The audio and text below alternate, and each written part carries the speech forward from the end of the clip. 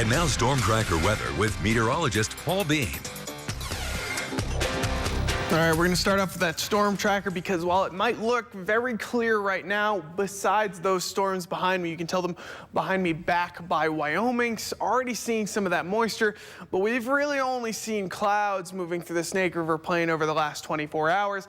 And while it has slowly started to bring those temperatures down, of course, we were in those hundreds just during the week. Saturday was closer to around 96, 95, and we're starting to head that direction still. We're going to start to dip back down to those low 90s, and we'll be back in those 80s before you know it, because a lot of these clouds that are not exactly prevalent to anything of rain or storms, well, they're being trailed by some of those very extremely scattered storms, but they are heading in our direction. That's going to start to make its way all the way back into Idaho.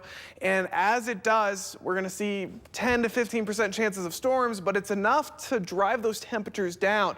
Luckily enough, we've been above 90 for almost a month and a half now. We've seen some temperatures that have broken records, and it's nice to finally be drifting back into what we should start to expect to see fall look like. Of course, we are still in the middle of August, but it's a nice break from that heat that we've seen. We're going to continue to see those rainstorms move through, and as we move towards the back half of the week, we're back in those upper 80s. So future tracker, while some of that rain is going to start to make its way into Soda Springs, and you'll see it very close to Jackson as well, it's going to be very slight chances of seeing any rain. Yellowstone will see a passing shower as well as we move this forward into the evening, but it's not very strong and it's not hitting the Snake River Plain or the Central Mountains. So it's only along the Tetons you're going to see a very slight amount of rain here and there. Close to Yellowstone and south of Jackson are the two areas that could see it.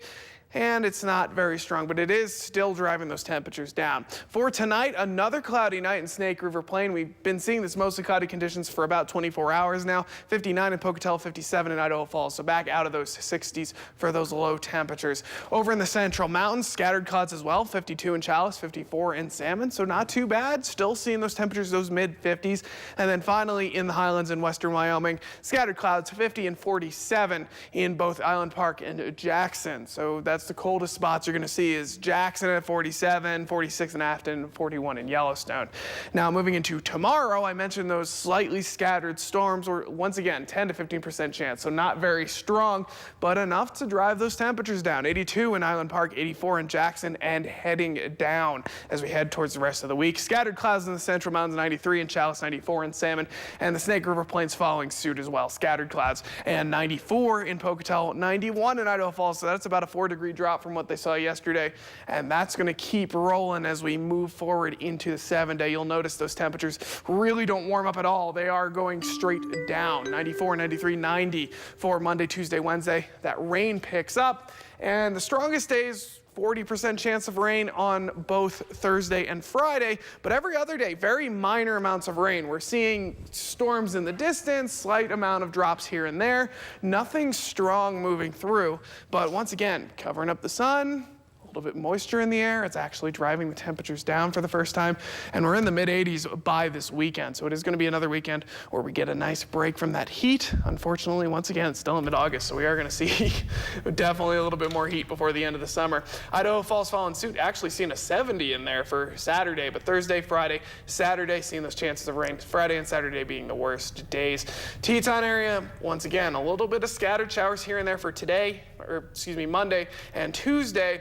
But then once we hit Thursday, Friday, Saturday, that's where the stronger storms are, and next weekend is probably the worst for it in Tetons. And a lot of those temperatures back down in the low 70s.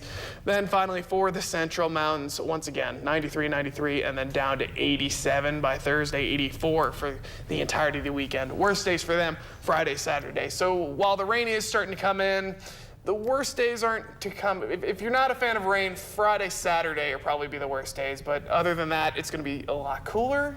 A little nicer. Good. I'm looking forward to getting cooler. My face has been melting off when I've been out on stories, literally. Like I'm interviewing people and I've got water drenching down my face. It's like nobody else is. You'd think I'd be used to it by now, but I'm really looking forward to that cool down. I'm looking forward to fall, so. Yeah, all right.